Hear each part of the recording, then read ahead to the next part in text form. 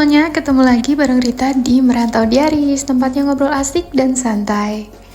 Malam hari ini adalah episode yang spesial karena Rita hari ini gak sendirian. Rita ditemenin oleh sosok yang spesial, dan sosok spesial ini adalah seorang penyiar yang terkenal ganteng dengan suaranya yang bagus. Oke, di depan saya ada Kak Yunus. Halo, tersanjung banget ya dibilang terkenal sangat tampan sekali. Aduh, ini gimana hari ini ya? Waduh, saya mesti traktir Rita kopi nih kayaknya nih ya. Iya, halo, terima kasih Rita atas atensinya, terima kasih. Oke, jadi saya mau nanya ke Kak Yunus tentang kehidupannya di RTI itu gimana sih sebagai penyiar ya? Sebagai penyiar tuh di RTI gimana sih? Oke, jadi pertama-tama Yunus di RTI ini sudah hampir 8 tahun ya. Jadi sekitar tahun 2017 pertengahan itu diterima di RTI. Jadi memang untuk menjadi penyiar di RTI ini bisa dibilang susah ya gampang, dibilang gampang ya susah ya. Karena prosedurnya itu cukup rumit ya. Jadi kita ini wajib ya itu harus lulusan S1 ya, kemudian juga dan ketika lulus itu melihat iklan ya di media sosial atau di situs seperti itu, dan RTI itu membuka lowongannya itu melalui ujian. Jadi kita semua dikumpulkan, kemudian harus ujian tertulis seperti itu ya. Jadi dilatih berbahasa kita, pengetahuan kita, semuanya dites dan diuji. Dan setelah lulus dari menulis tadi, maka kita ada ujian yang namanya adalah untuk ujian lisan. Dan setelah itu barulah diterima di RTI. Nah, di RTI sendiri ini profesi saya itu adalah penyiar dan juga seorang wartawan. Jadi kita di RTI, khususnya di bahasa Indonesia, kita itu kan penyiar ya. Jadi setiap minggunya itu kita ada jadwal masing-masing. Misalkan seperti saya itu harus memenuhi misalkan sekitar 40 menit hingga 60 menit untuk siaran di RTI. Itu termasuk dari berbagai tema, dari misalkan tema yang berat-berat seperti politik, kemudian juga saya pribadi, saya membawakan acara musik juga, dan juga mengenai hal-hal tenaga kerja. Jadi selama seminggu itu kita itu harus memproduksi acara sesuai yang telah ditentukan. Ya. Kemudian selain itu, selain tentang acara di radio, kita juga ada yang namanya itu adalah mengurus media sosial. Jadi media sosial itu adalah sebagai salah satu saluran kita ya. Platform zaman sekarang itu kan anak-anak muda kan lebih gampang dijangkaunya itu melalui media sosial. Nah, jadi kita itu juga ingin menjamah semua warga, ya kalau bisa dunia seperti itu, kemudian juga semua warga Indonesia yang berada di Taiwan. Nah, tugas kita semua, ya setiap hari itu adalah harus mengikuti berita terbaru mengenai Taiwan. Itu harus ya. Kemudian juga kita harus mengerti tentang Taiwan, ya kehidupan juga, dan ya berbagai hal lah ya. Nah, karena kita kan juga wartawan, jadi kita itu adalah sumber informasi pertama nih bagi warga-warga Indonesia yang berada di Taiwan, seperti itu. Oke. Kalau kan tadi katanya ada wartawan juga nih, selain penyiar juga wartawan. Berarti ada bakal wawancara orang gitu, narasumber gitulah misalnya. Dalam misalnya mau wawancara nih. Perlu skrip nggak sih atau teks yang kita disusun dulu nih baru kita tanyain ke narasumber, atau memang ya otodidak aja gitu langsung gitu? Kalau ini pertanyaan bagus ya Rita ya. Dalam prosedur untuk wawancara dengan orang ya, secara formalitasnya itu memang kita perlu ya untuk menyediakan pertanyaan, dan seenggaknya kita cari tahu dulu nih mengenai si penerima wawancara ini gitu loh, tentang latar belakang dia siapa, dia pernah ngapain itu ya, kita harus tahu semua.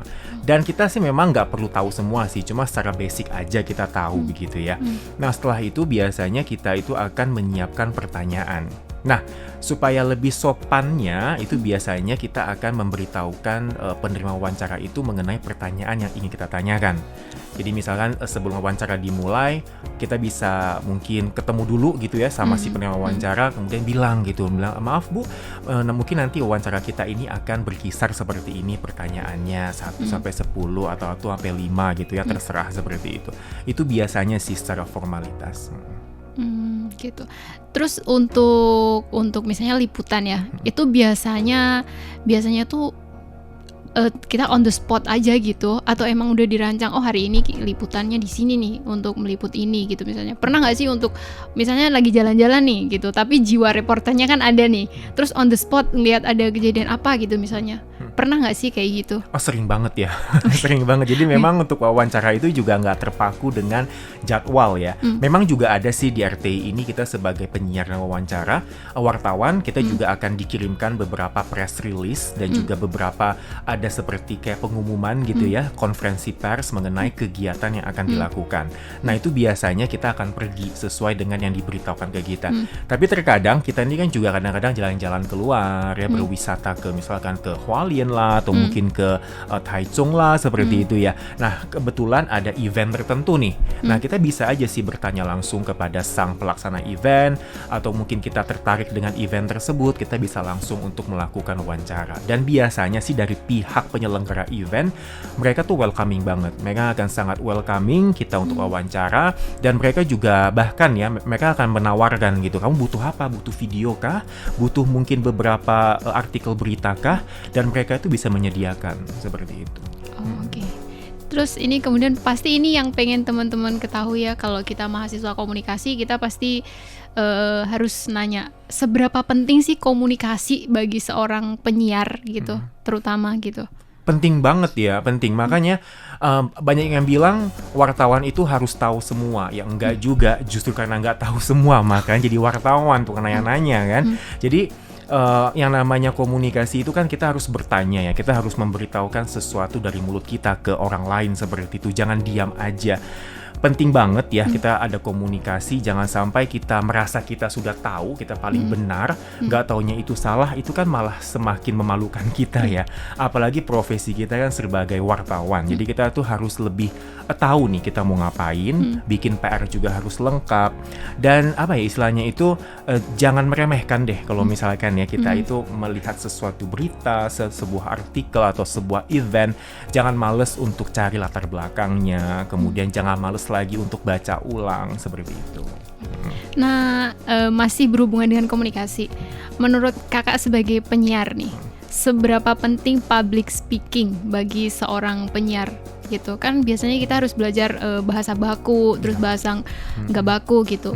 Bahasa apa yang biasanya digunakan gitu? Baku kah atau mungkin non formal biasa aja kah? Kalau di RTI ini kan berhubung karena radio negara ya, jadi di sini itu menggunakan bahasa itu harus yang lebih baku dan formal ya. Jadi di sini itu menggunakan bahasa seperti saya, ya seperti aku begitu ya. Ya mungkin sekali-sekali bolehlah ya untuk bisa menetralkan suasana kondisi bolehlah. Tapi jangan terlampau sering karena memang di sini ditekankan dari senior-senior saya gitu ya.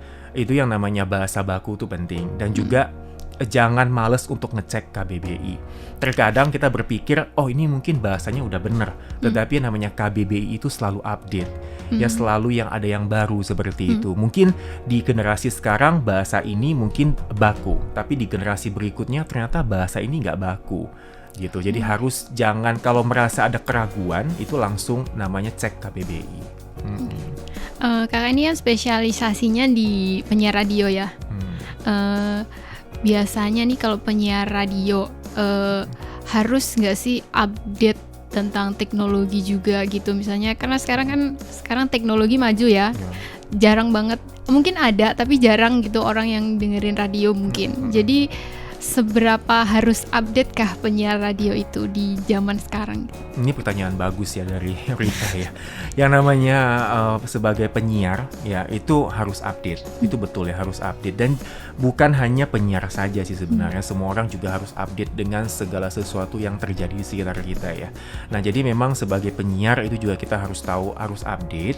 Kemudian ya saya tahu ya penyiar itu kan juga bukan dewa. Dia nggak mungkin tahu semuanya, itu pasti nggak mungkin ya.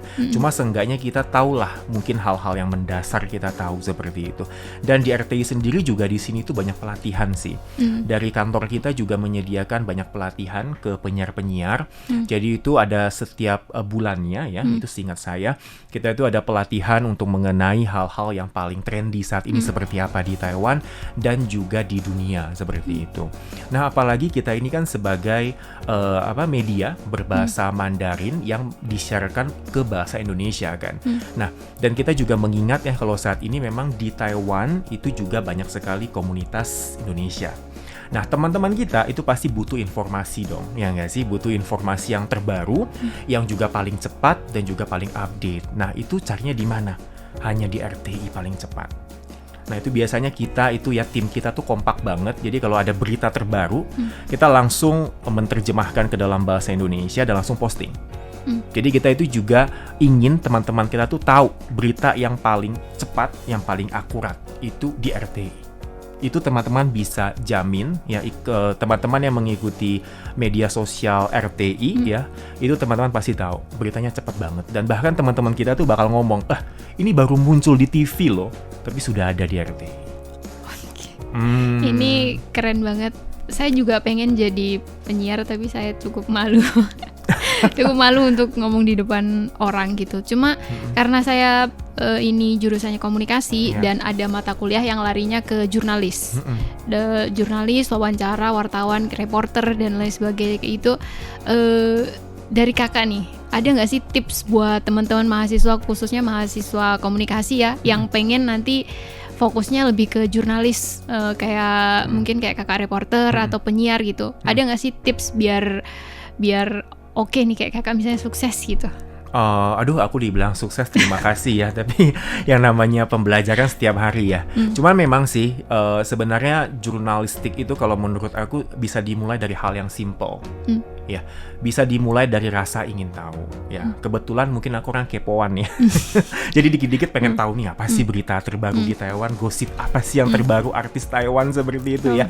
Jadi bisa dimulai dari hal-hal yang terlihat sepele dan menyenangkan, yaitu dari kepo tadi. Nah, dari kamu kepo, kamu ingin tahu hal ini, tentu kamu akan membaca, kamu akan mencari tahu hal ini seperti apa gitu ya.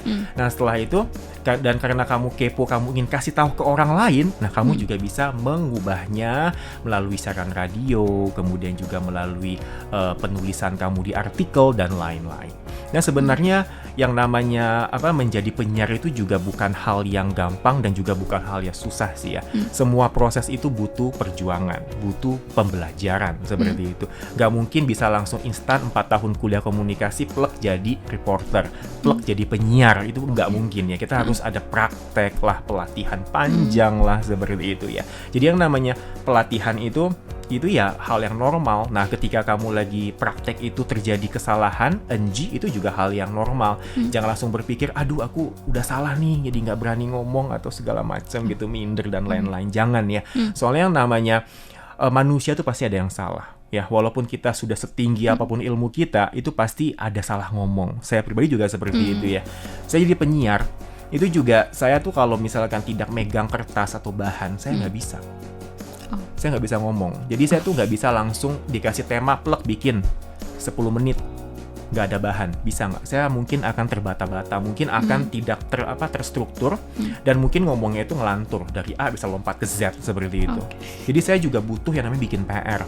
Jadi misalkan istilahnya mungkin saya mempersiapkan acara saya untuk minggu depan gitu ya, mungkin 2 minggu sebelumnya saya udah cari bahan, kemudian dibaca dan ditulis.